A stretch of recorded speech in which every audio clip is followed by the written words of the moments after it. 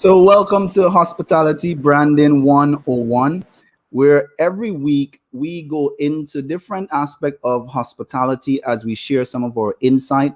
My name is Joshua Stewart. I am from 𝗥𝗲𝗰𝐴 Consultancy Group, who's one of the sponsors of this weekly webinar. Our aim is really to touch 1,000 hospitality businesses by training, empowerment, and continuing to provide insight that will help you just be better at running your hospitality business. If you're joining us for the first time, this is our second week.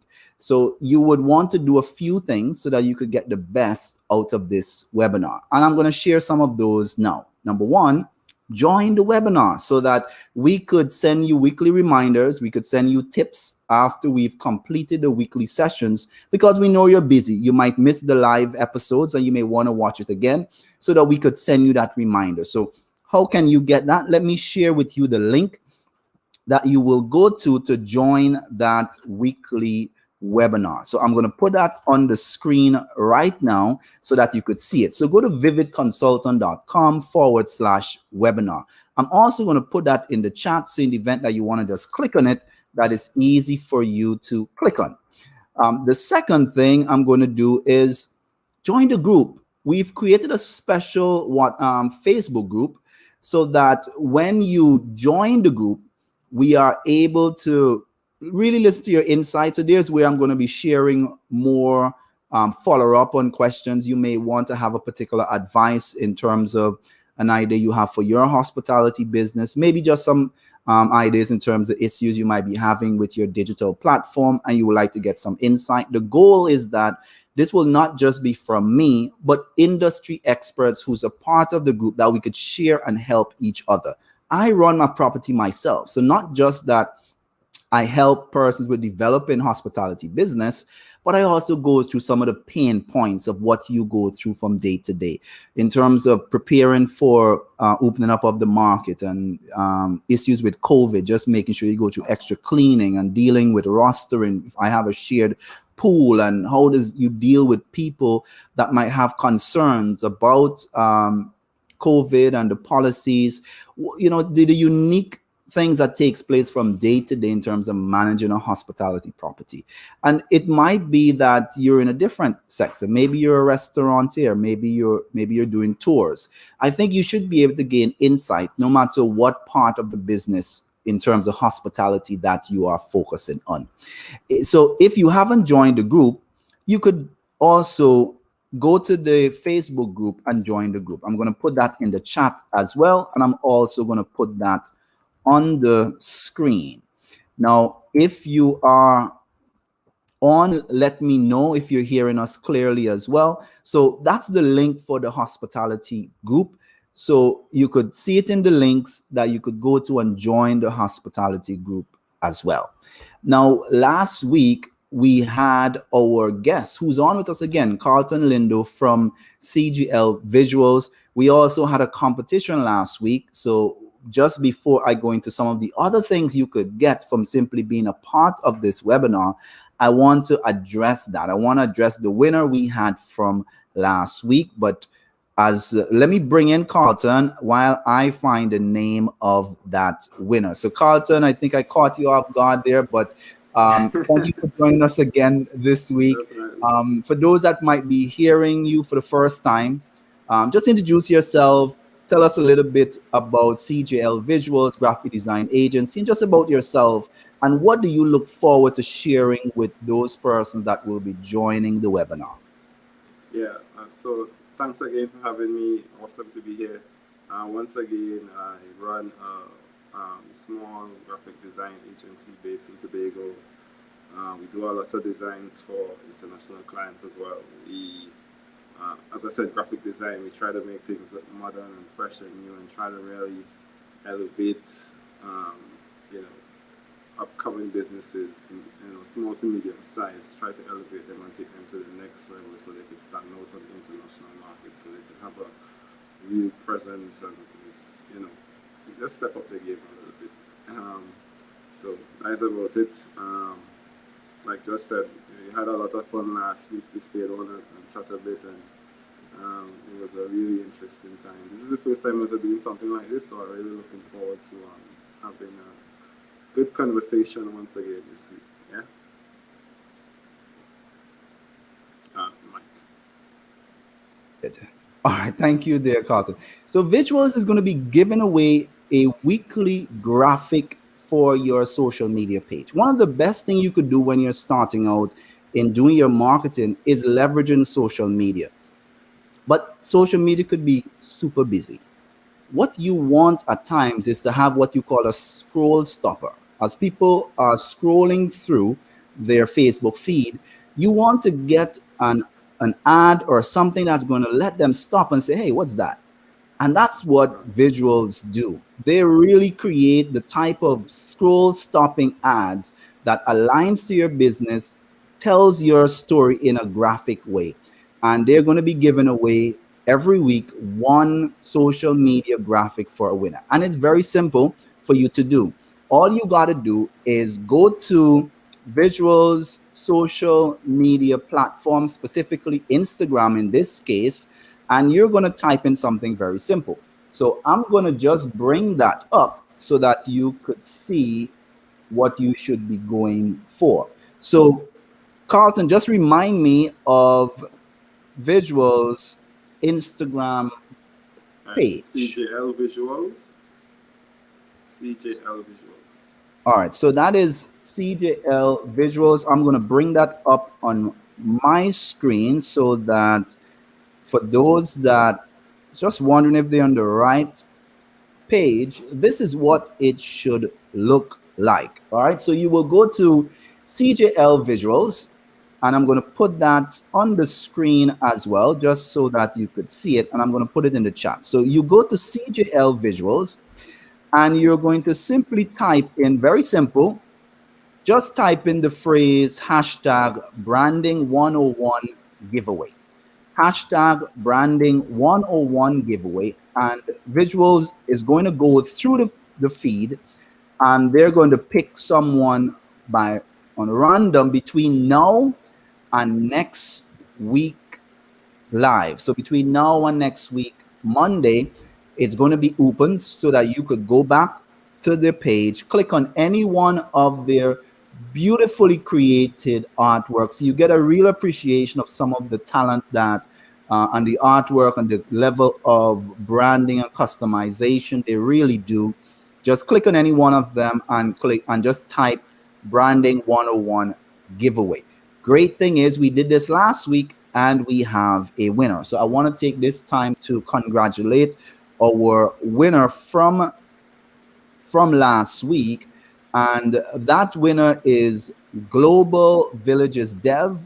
So Global Villages Dev, thank you so much for participating, and I'm looking forward to seeing your custom build social media graphics. So if you, I know Visuals would reach out to you directly, get your details, and work with you to create that artwork. All right. In addition to that, that's just not it only. We also have a second giveaway sponsored by Vivid Consultancy Group, and that is a fully managed hotel website with 1 year support. This is a value of over $2,000. So what does this mean? For one winner, we're going to select at the end of these 4-week seminar. You just have to go to winhospitalitytools.com and you could enter. The good thing with this, the more time you enter, the more opportunity you have to win. You could enter every day. And so if you go to winhospitalitytools.com, you will see the page where you could enter. All you got to do is be a subscriber on the YouTube page, the YouTube channel, and you could come to this page and enter. You could enter via Facebook. You could join our newsletter. There's several ways for you to enter. And at the end of the 4 weeks, we're going to be selecting a winner. The good thing with what we're doing is that every 4 weeks for the next 12 months, we're going to be selecting a winner to give a hotel managed website valued over $2,000. So now that we've gotten some of the preliminaries out of the way, what are we discussing today? All right, so let's look at what we want to talk about today. So today's topic is entitled Finding Your Niche and Your Fund. Two things that have some connection, but we're going to look at it from different perspectives. One of the areas I want to zone in on is why should you niche down? Is there any value? I mean, after all, more is better. The more customers we get, the better it is. But does it always add up to more for you? Can it in some way work out that you're not getting the best of customers? And maybe I could ask you just before I get into this, Carlton, have you had experience where you saw a need to niche down into the things that you're best at? I mean, I'm sure you dabble in a lot of different things with creative as a creative agency. I'm sure you probably have done photography, videography, graphics, animation. I mean, you name it. I know you've worked with a media company. You've done a tremendous amount of things. Have you seen any value in finding your niche in your industry? Yeah, definitely. Well, at first, just like everyone else, I figure I have all these different talents. I should offer, every single one of them. So I would do photos, I would do videos, I would do graphic design, labels, the full works, logos, even printing. I used to outsource printing as well, bringing stuff from away, for printers in Trinidad. I found that the problem was that with that is that you're doing so many stuff, you hardly have time to do the stuff that you're trying to do correctly, and it makes it confusing for when people trying to find a specific thing. So we kind of just had a meeting and said, let's focus primarily on logo design and flyers, right? Let's kind of niche down and just keep this as our main thing. And from that, we just started doing that, and everybody came in with other stuff, and we just be like, no, we don't do that anymore. We don't do printing. We don't do any of these things. And something surprising happened. Like, we became known without even trying so much as the go-to logo people, because we kind of niched down and we like, we focusing on it. So as soon as anyone wants a logo, they're like, oh, that is visuals, right? Event flyer, oh, that is visuals.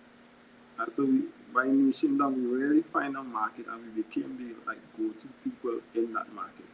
So it's easy to think that we should just offer as much as possible, but sometimes niching down is really valuable. I love it, and I think you've touched a very important point that I'm hoping that I will get into a little bit into this first segment, which is finding your niche. All right, so let's look at this. I know I'm going to get into this section. Carlton will come back in, and he will get into more so your font style, a little bit more technical into your branding. But I want to just touch, what is the value of finding your niche? And I think Carlton touched on that. There is a fear that if I don't necessarily offer to a particular demographic, that I might be losing money, I might be losing opportunities. But I want to speak to the fact that in some cases, it's actually the opposite. So why should you select a particular niche? One of the first thing is, it's really not possible to appeal to all demographics. No matter how hard you try, you're either going to do well in a particular area based on the amenities, based on your skill sets, based on your geographic, where you are in the world, or so on. You just will be unable to appeal to everyone. So in that case, sometimes it's better to lean into the area that you're best suited, and you will find a few benefits. If you do that, so for example, let's assume you're catering for families. In that way, you could emphasize on things and go above and beyond someone that is trying to cater for everyone. So in that case, if it's a family unit, then you could include a fold-out bed, maybe a crib or something like that that is specific for the kids. You could have a play area, a babysitting service that is part of the package, so that the families, the wife and husband can go out and knowing that their kids are safe in a safe area, because you've planned this out. You've already made provision for it. The average hospitality property that's trying to cater for a wide variety of demographic will not be able to put these specifics as if you're saying, look, this is the area that I want to focus in. In addition to that, let's assume that you're catering for millennials. You're catering for persons that want to ensure that they could get the latest technology, their smart TVs. They could connect their device to the sound system in the room. Then you know for a fact they will enjoy the extras that they could look forward to when they book with your property. So what you will find is that if you could niche down and you could specify, you could add these extra amenities that goes beyond the normal hospitality offering, persons will most likely pay you extra for simply being able to go above and beyond for you. And instead of you trying to cater for everyone, you would really get an opportunity to understand who you are. You could specialize in it and just get better at it. And I've experienced that same issue with one of the properties I manage. For example, this property is best suited for families. It includes 4 rooms, in some cases 5 to 6 beds, king, queen size in most cases. It caters can accommodate 11 to 14 persons. But then as we opened up post-COVID, what you start seeing is a lot of couples that's saying, hey, can I rent the entire villa? Yes, I know it's 6 beds and it's only me and my wife, but I would like to get a couple's rate. It didn't make much sense, especially for a small property where you're going to rent out an entire villa that's really could accommodate 11 to 14 persons for a couple simply because you want a booking. And then your housekeeping still have to probably clean the entire villa because you can't tell where and what room that, especially where some of the room is easily accessible. So it creates even more cost for you over time, unlike where you sometimes just have to say, no, we don't offer this particular service. However, I do have a recommendation, a colleague that has really great couples accommodation, and I may send my business there.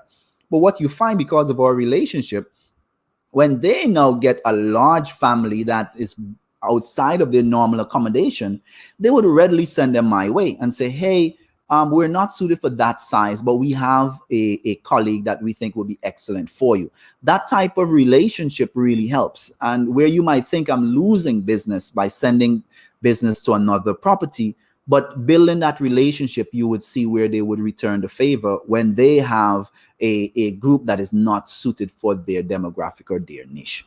So in addition to that, once you've identified your niche, how do you lean in to take the best or get the best out of niching down to a particular area?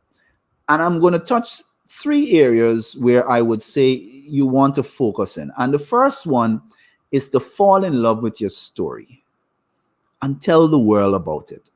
A lot of times when persons are going to a property, they're making up their mind from just scanning who you are.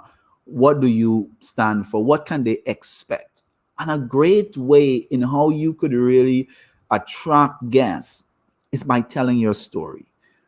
Who are you? Why are you doing this? Why are you so interested in the hospitality industry and caring for persons? And people connect a lot of times with your story more than your property because they could understand who you are and it could appeal to them. So in many respects, people don't just want to come to your restaurant or hotel.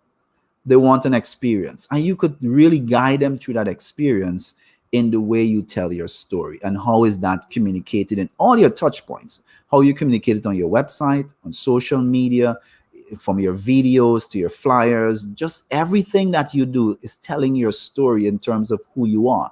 If you're someone that cares about an eco-friendly environment or an eco-friendly world, you will see that in the colors you're using. You will see it in the way in how you recycle water on property. You will notice in the type of amenities that you use so that it is energy efficient. And people that have that same calling, that same responsibility towards global warming or issues like that will feel much more inclined to either pay more to come to a property that embrace who they are and what they are known for. In addition to that, you'd want to recognize that most of the successful hospitality brand, they're able to build their foundation from storytelling. And they're able to really encapsulate that in the way in how they communicate all their touch points as well. And the last point here is connect with your customers on an emotional level. Persons make a lot of decisions, not just based on cost, not just based on the look and the quality, but a lot of times on emotions. And if they connect with you, connect with your property, and it speaks to them in terms of you understand the value of what this means to them, their experience. And let's assume that you're positioning as a let's say a wedding destination, and you speak to the fact of why weddings are so important to you, and you could really recapture your experience in weddings, or what is the value of this, and how you go into making sure that this experience is seamless for the guest that is coming there, and all the effort you go into to make sure everything is right. And you could really speak to that, and you could share it in the different experiences that others might have gone through at your destination. You will recognize that you're building an emotional connection with the prospective guests even before they arrive, because you're telling them you understand them. You understand them in the context of how you've treated each of these, because this is a part of the fabric of who you are. Your brand is holistic. Many times, and I think Carlton touched on this in our last episode, there are times that persons might single out a particular brand element and consider it their brand. My logo, that's my brand. Or this building, that's my brand. Your brand is holistic. It encapsulates everything you do and everything you touch. So when customers choose, it depends solely, it's not just on the products. If you and every other property out there is simply depending on your price and maybe the amount of rooms, the amenities, then you're vulnerable, because someone could always come out with a fancier hotel, a cheaper hotel, maybe more amenities.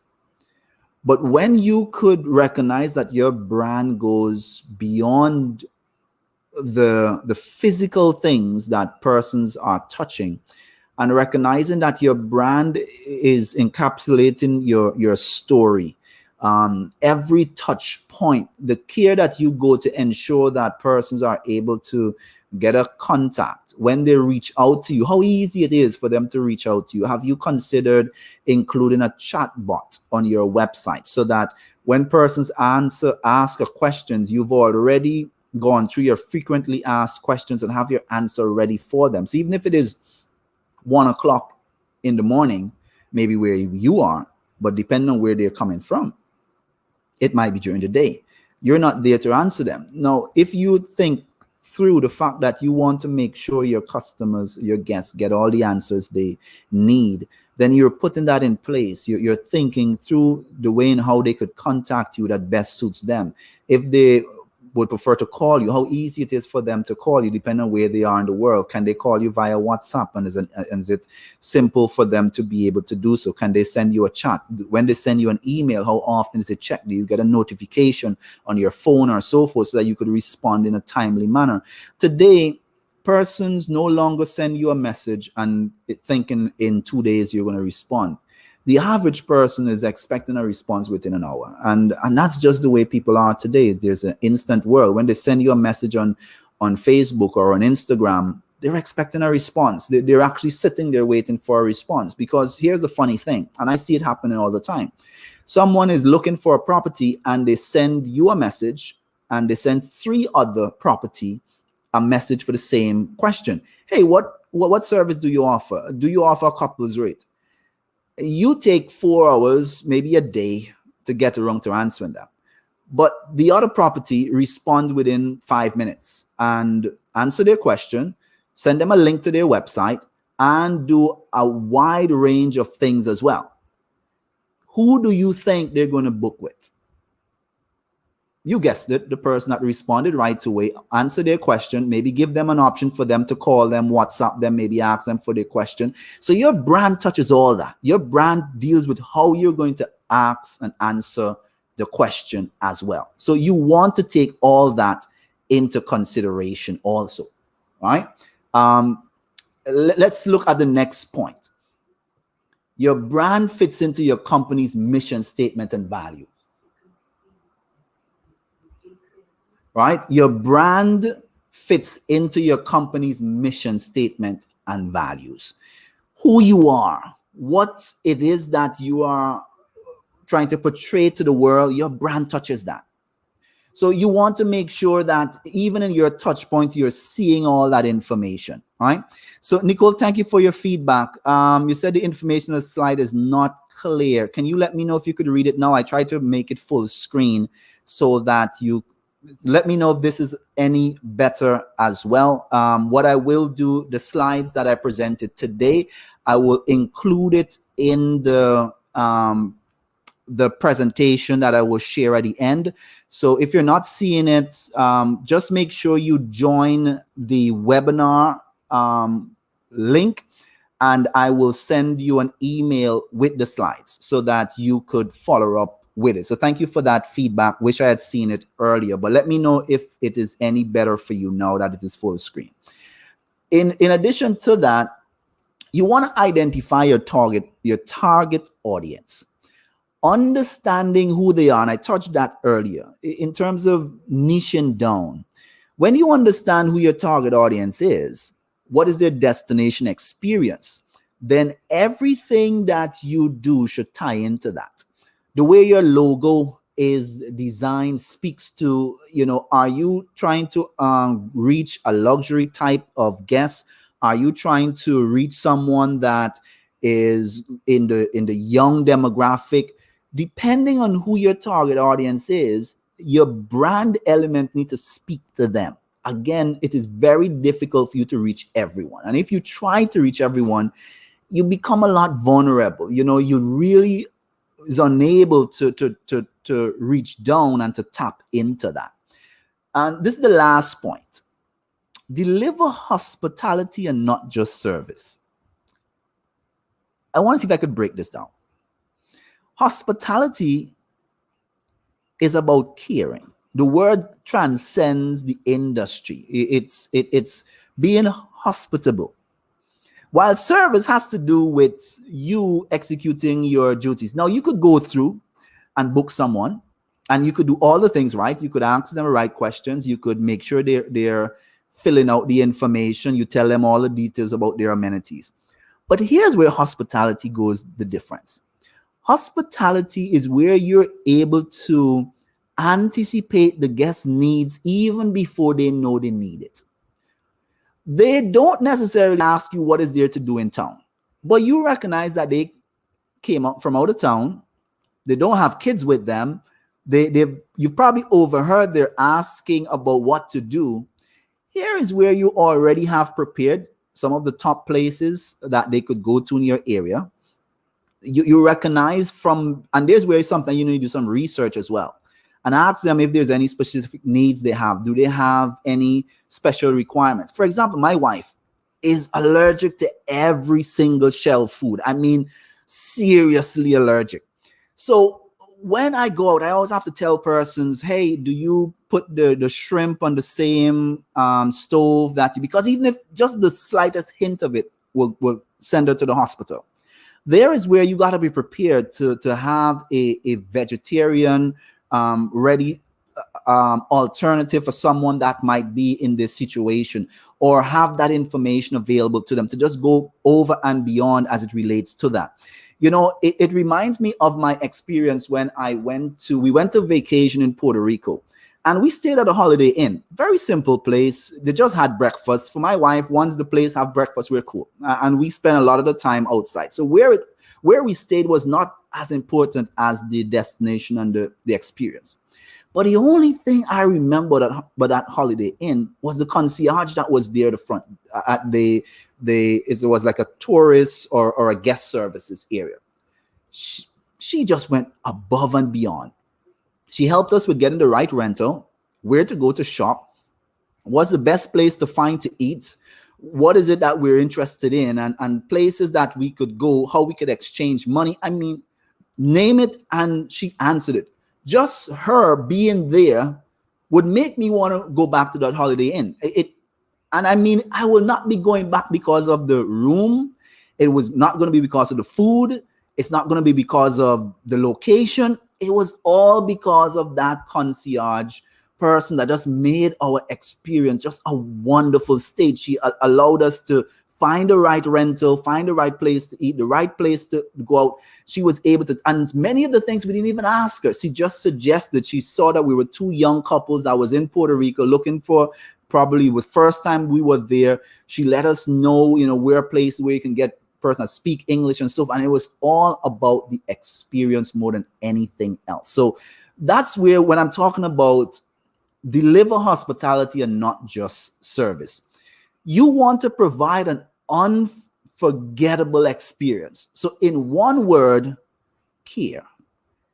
Care for the guests more than simply delivering a service and what they spend. And if you could do so, you're going to create the type of experience someone will be looking for that's going to make all the difference. So I hope that something in that made sense for you. I know Nicole said she wants seeing some of it. So again, I will share the slides with you, but these are just the points here. I just wanted to touch on some of the value as to why do you want to find your own niche. So the main area here, the main topic here was finding your niche, and the value in, as you find your niche, zoning in your demographic, you will recognize that you could actually do a lot more. You'll be able to gain more revenue because you're not trying to do everything. All right. So I'm going to bring back Carlton now as we move into not just finding your niche, but we're probably going to look at some of that elements in terms of font here, because one of the things I touched at in that your brand is holistic. One of the areas or the touch point for your brand is also your font style. We touched on colors last week. Carlton is going to look into some of that font style. So there's a little feedback I'm getting, Carlton, but hopefully that will improve it if you go along. Nicole, if you could just let me know if you're hearing properly as I go through. So I'm going to mute myself, Carlton, and I'm going to bring you in. I'm going to bring in your slides. You will let me know once you're able to see it. So if you could put it up. Did I bring in the right window? Yes, all right, so you look good. So I'm going to go full screen so that they could see the slides better. Awesome. And you could really go. So all right, so you can take it away, Carlton. Okay, so yes, fonts, you know, very much like finding your niche, finding the right fonts could be a pretty hard task. There are literally millions of different fonts created every day. And, you know, trying to find the best one that communicates the vibe and the feeling that your product or your brand or your niche is going for could be kind of challenging.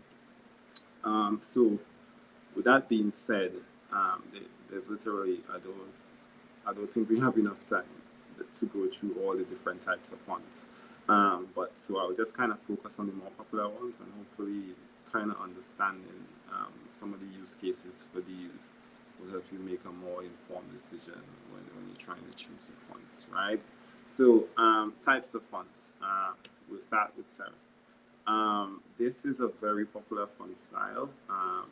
it's easily recognizable. They have like a feet at the end of each stroke, at the end of each letter. So like I'm sure you've seen it many times.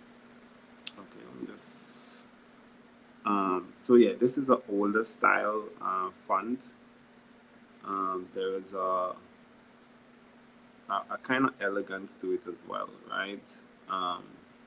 Being an older style, the feet is actually trying to emulate, you know, that old school handwriting, just so to help with readability and all of that. And within this category, there are a number of sub classifications of serifs as well. So there are you know, old style serif, slab serif is the other one. Transitional serifs, those very popular.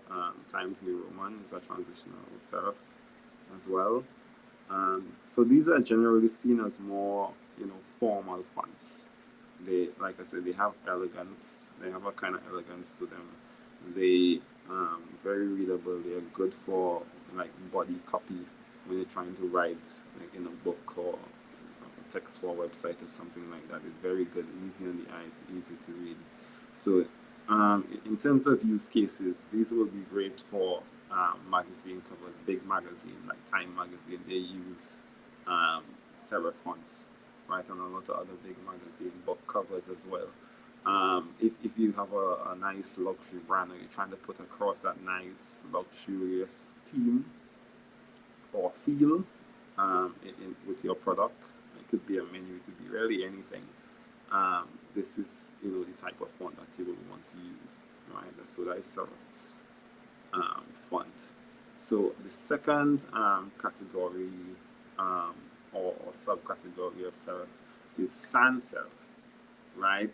Sans, I think, comes from a French word that means without, and that's exactly what it is. It's without serif, so without the little feet to the end.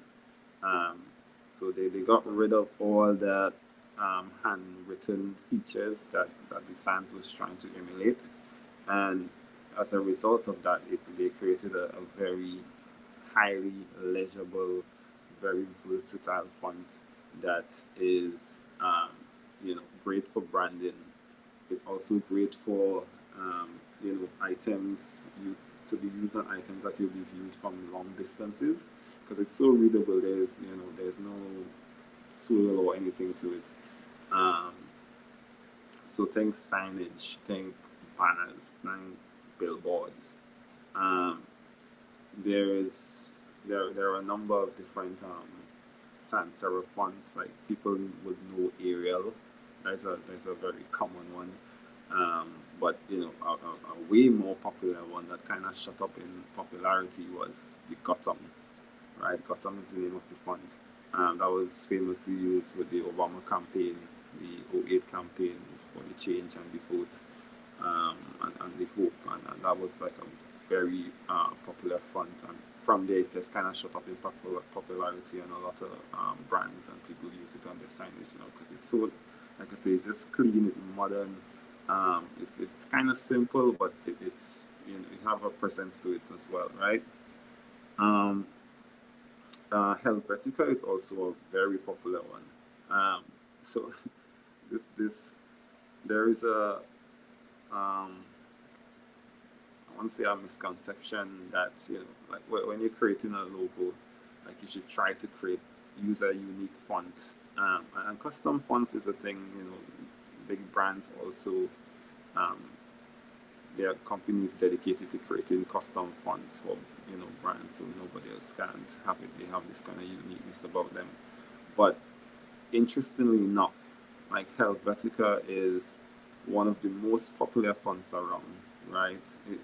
There's a running joke in the design community that this is the only font that designers need. Helvetica being one of the most popular fonts around, and it is used in so many different brands as their logo font. So it's not always a case where, okay, I need to find a completely different font, or find a font that nobody else uses, or whatever the case may be. Sometimes that familiar feel or that familiar look that people kind of accustomed to, and you kind of take it and you use it and you kind of spin it in your own way, and you can get something that looks really appealing. So all these brands, this is the same font. This is 𝗥𝗲𝗰𝐴.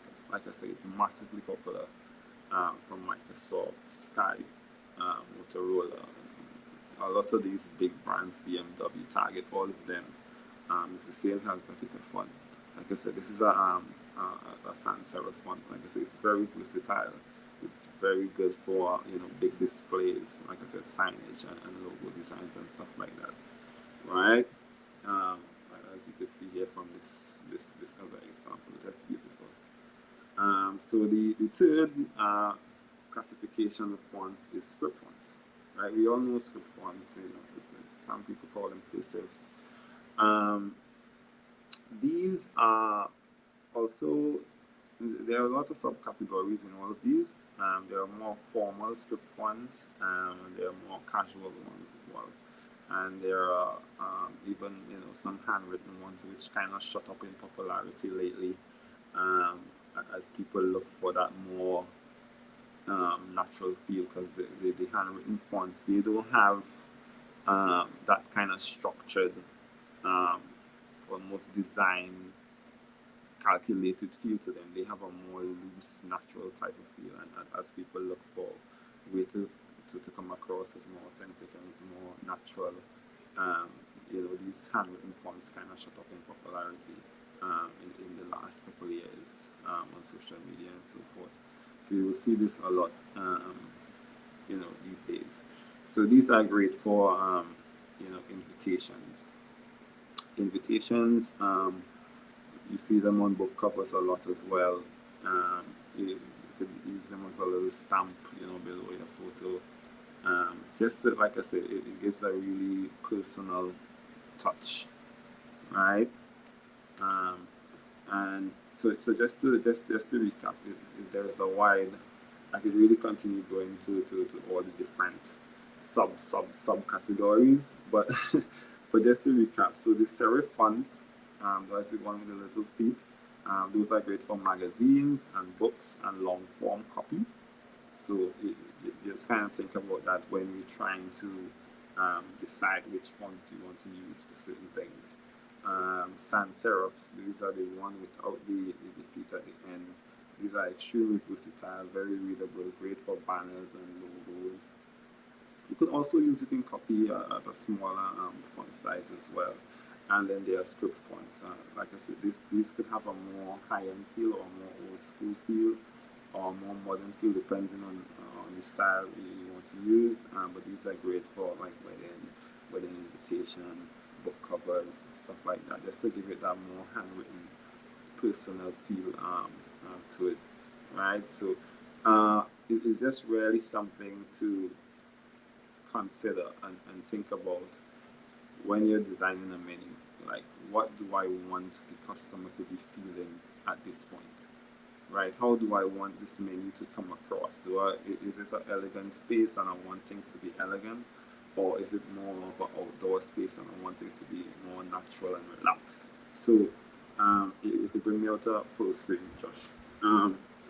All right. So while you're there, Nicole asked a question that we could probably look at. So Nicole asked the question: can script, and I'm assuming script font, be used for a luxury brand? Can script font be used for a luxury brand?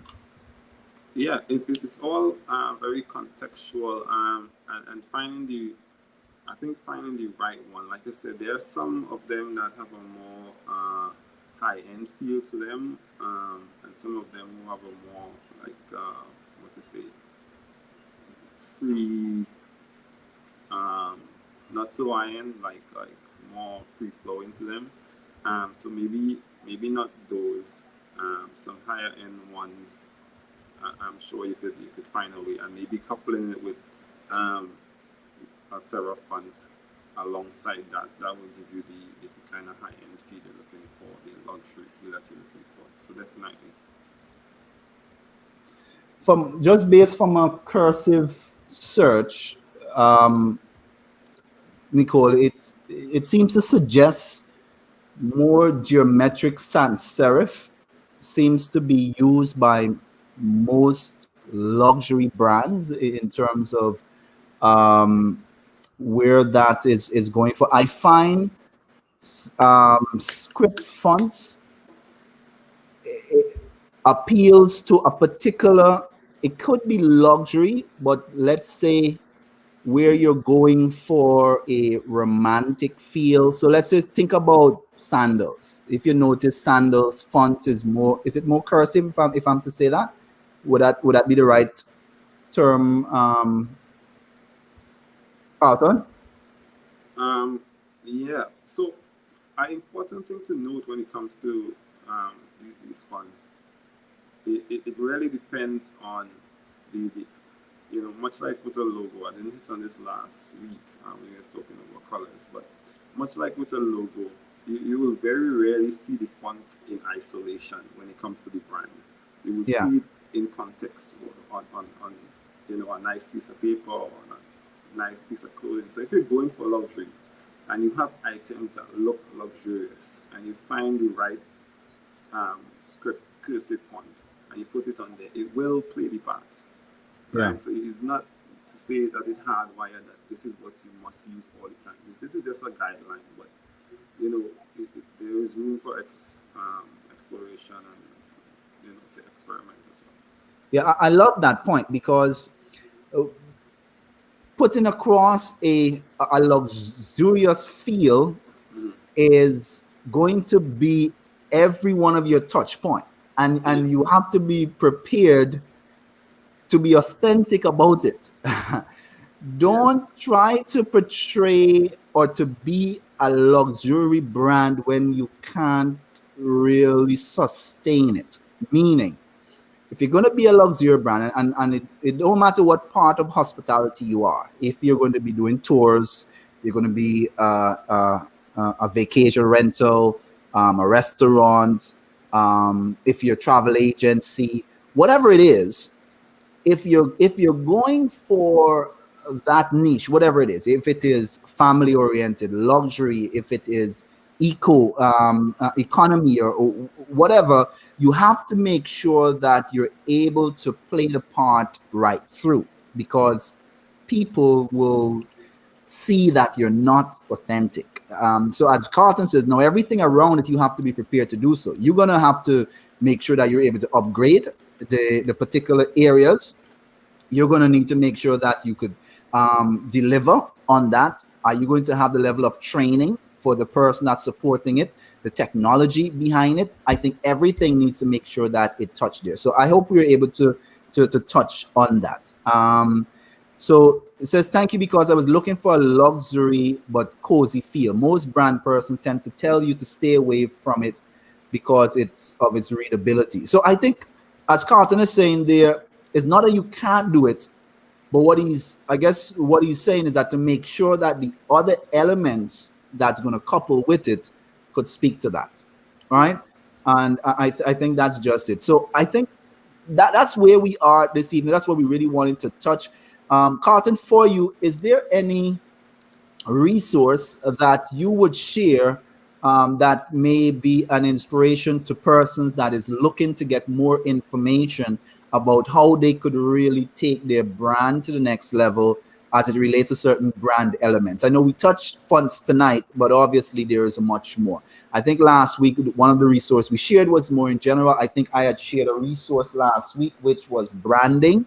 I have another one to share. But what about you? What resource would you share in terms of online? What book, if one, that you would share as a recommendation for our viewers, and what online tool might you share as it relates to inspiration, as it deals with finding the right font for your brand? Yeah. So, as I was saying with the example with the Helvetica, where you see a number of different brands use the same font, and I oftentimes myself as a designer, clients will come and be like, I love this font. Could you find something like this? And obviously, you have a million different fonts. It's kind of very hard to just look at it and know which font it is. So, a website that I use all the time is called What the Font, right? What the Font. and there you take a screenshot or a picture of, you know, whatever font. It could be on a book, it could be on a website, it could be wherever. You take it there and you upload it to the website. How you spell that? What? Like WHAT? Yeah. THE font. Okay. F-O-N-T. I was there, but what the? It's like a blue icon to the top. The logo. It says whatthefont.com. No, Google it and it will come. If you Google it, the first link. Okay, yeah, I think I got it. All right, so this is the reference. I'm going to share that in the comments for those that's interested in just looking at some. You take a screenshot, you take anything like that, you upload it, and they try to identify the font that is being used in the screenshot or the picture, or whatever the case may be. So even if you don't know the name, and sometimes they don't always have like 100% match, like this is the exact font, but they give you a list of similar fonts, you know, that, you know, will give you the same look and feel as, you know, whatever piece of material you're looking at. Excellent. The resource that I use, because I normally go about this from web design elements, and in terms of web design, there's two elements in a font that you would want. One is a heading font and a body font. So one tool that I use is FontPair. So FontPair, it gives you a lot of examples in terms of popular fonts, font pairs that work well together. And what I like about it is that it gives you example websites, so that if you looking for a website in your niche and you want to see what fonts might work well together for the heading and the body text. And what I like about it as well, it also gives you recommendations in terms of color palette that works along with a particular example. So you could see different font pairing and how it looks on different websites and so on. And the reality is, when you're trying to create your brand, you kind of look for inspiration. You don't copy, you don't steal, but you find inspiration and then you customize it to fit your brand. So when so nothing is wrong with using a font that is being used elsewhere, because it'd be hard to find something that's not being used. Yeah. But it's when you take the right font to match it with a color that speaks to what you are, dealing with the right copywriting in terms of telling the right story about who you are. You bring all those elements together. You take the right photography of your service, the right video, and you put it together and you make sure it has your tone, the way you want to speak to your guests. All that comes out in just everything that you do. It's become one brand element. So that would be one of the resource I would share, and I'll just put that in the link as well. So it's fontpair.co. Any particular book or reference you would share, Carlton? Can't get up and get right now, but so while you get up and get that, I'll share the one. So I'll give you an opportunity to get that quickly. So the book that I would share to you as it relates to telling your brand story is Building a Story Brand. This would be the book that I would say. So it's one of the books that I think is very excellent as it relates to how to tell your story well. As I said, one of the things after you found your niche that you want to be able to do is tell your story. It's one of the most powerful branding approach that you could take. A lot of times when I started out in marketing my brand online or building a website, I was scared about telling my story and who I am and what I recognize is that the more you're authentic as to who you are, you find that the right people connect with you. And it became less about trying to project all the good things about you and the things that everyone you think want to know. A lot of times, if you're authentic as to who you are, you will connect with the people that have that same thinking and approach. And over time, you will find that that's going to fall through that, it's best for you to figure out who you are and to lean into that and to find the people that you could really build a real community about, and they will come back, they will want, and they will tell their friends and family, because they're looking for an experience more than anything else. All right.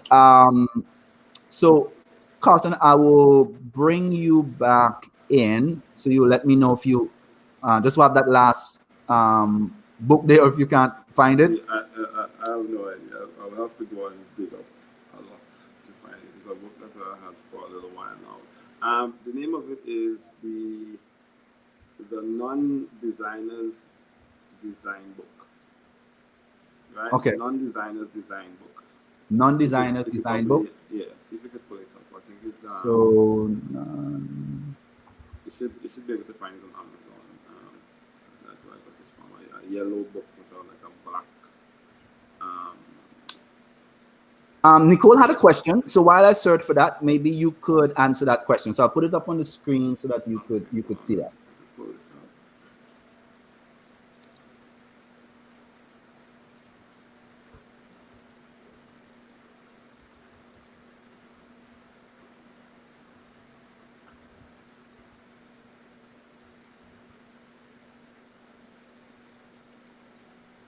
You got the question? You saw it? I'll read the question. Sorry, it might be a little small for you. Yeah. It says, for your brand, most persons recommend no more than 3 fonts, sometimes based on the type of content, infographic versus posts. Sometimes you see that out of 3 sometimes does not fit. What do you suggest? So the question is, like how much font should, let's say, be part of your brand elements? And Nicole, let me know if I get that question right. In terms of, you know, when you're looking at your, as you building a brand identity kit, right, as a guideline, what do you recommend as to the amount of font that should be part of that? Like, for example, as you notice in my, for website, there's normally 2 fonts. Yeah. A header font and a body font, and in some cases it's the same font. As you will notice, even when I went to Font Pair, a very popular combination is Nunu and Nunu for a body and head. Sometimes it works both ways. Sometimes you have pop-ins, and you have maybe pop-ins as the head font, but then you might have sans serif as the body font, and that's, but this is more from a web design perspective, and some of this may carry over to graphics. And so, because you try to be consistent, you don't want to have 3 fonts on your website, your business card has another 3, your flyer has another 4, the shirt for your branding or your uniform logos have a different font. You know, you should have a font kit. So based on that, Carlton, what would you say is a typical recommendation for your branding kits in terms of the number of font options?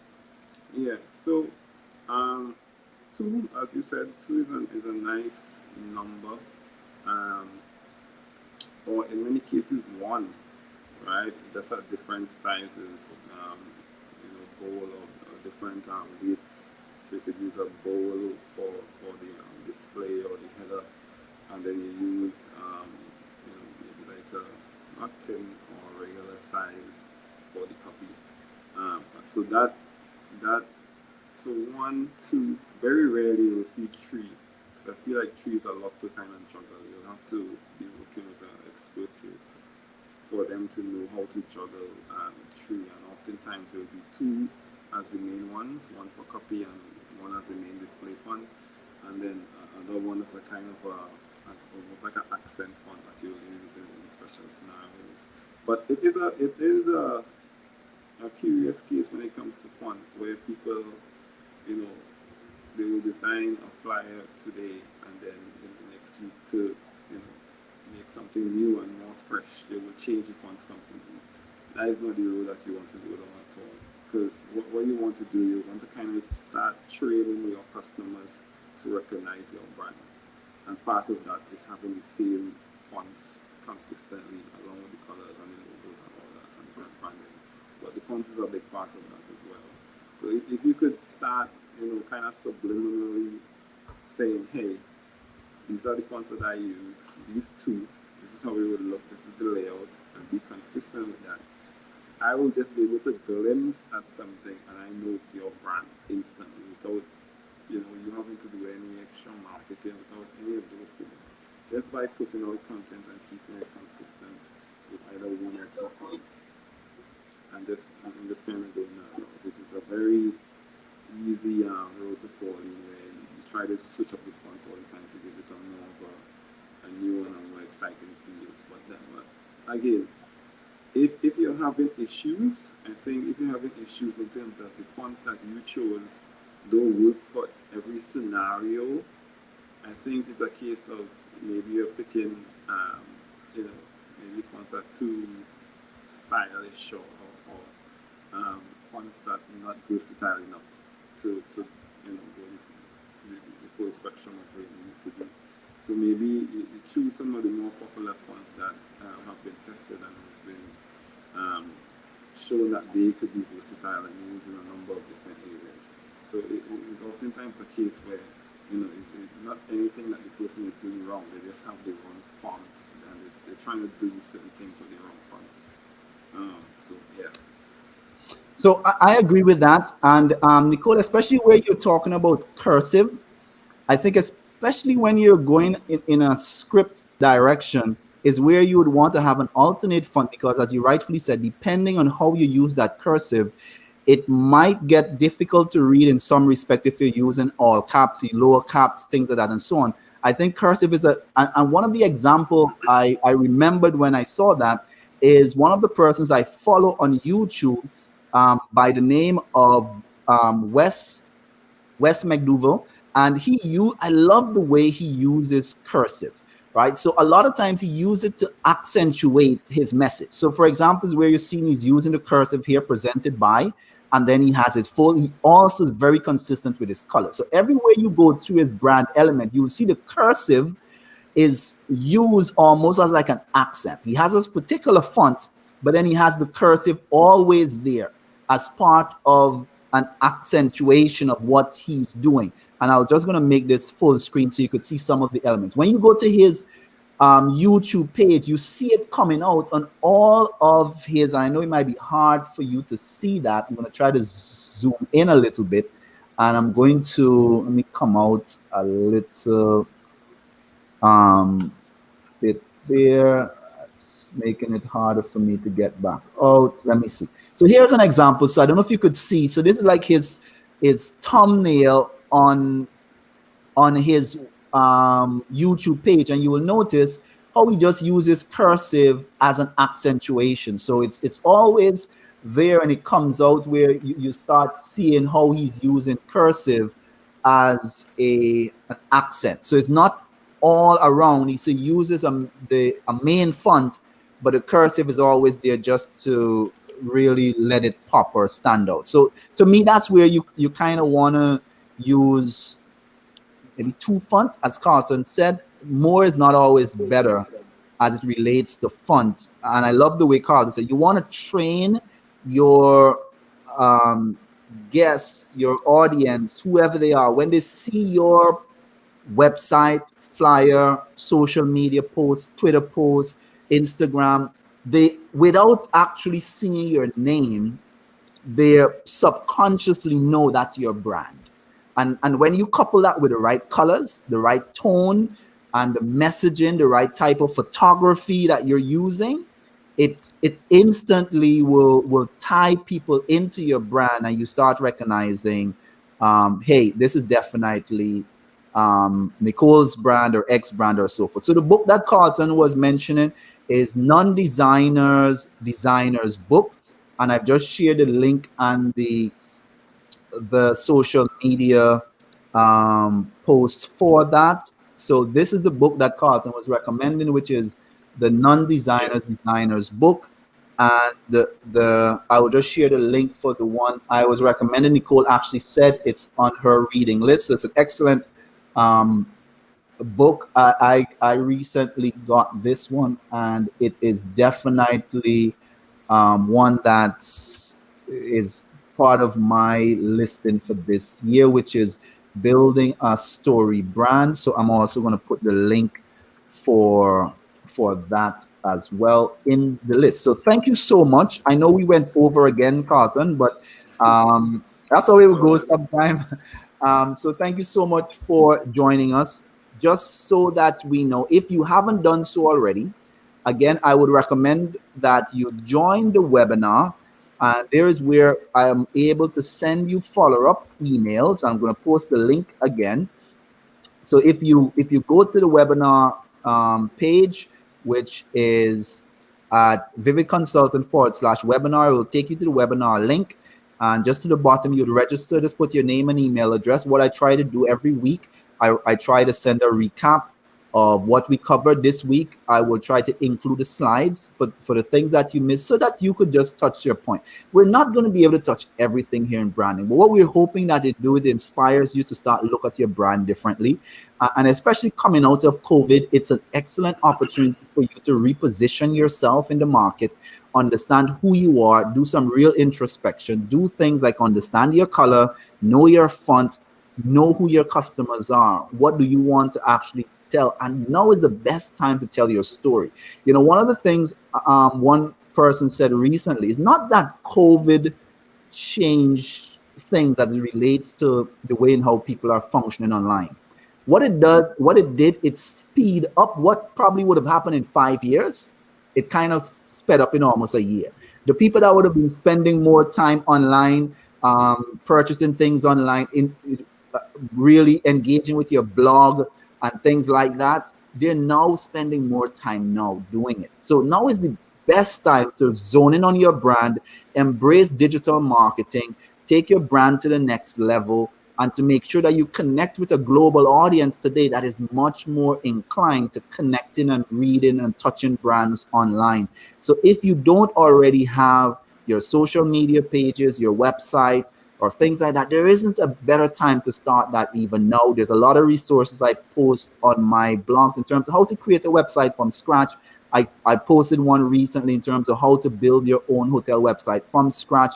You have a lot of the tools that are there. As much as we offer this service, we know there's a lot of people that might have some of the skills to do it themselves, and we try to provide the resources to do so. You could always go to my my blog page that I provide free tools as well to how to build not just hospitality, as much as I do a lot of focus on hospitality, but if you're into e-commerce as well, I post some resources on there. So if you go to joshuaostewart.com, you'll see a lot of free resources there also. Or if you go to the YouTube channel that you're probably on and go to some of the previous posts, you will see some videos in terms of how to create your own e-commerce website, how to create your hospitality website. And there's others. If there's something that you want to know more about, maybe creating a tour website or a travel agency website, let me know and I'll do a video and post it so it will guide you through. If you haven't joined the Facebook group, now is a good time to join. There's where you could give questions that you have in terms of, hey, how can I do this?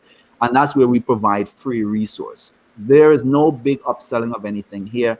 It's really about giving resource and value, and hopefully this has been useful to you. Carlton, thank you so much for joining us. Let them know again, how do they engage with you if they'd like to get in contact with you? What's the best way for someone to get in contact with you to understand some of the services that Visual Graphic Design Agency offers? Yeah, so the best way to find out the information is through our website. Everything kind of listed out there in terms of what we offer, contact information, service list and everything.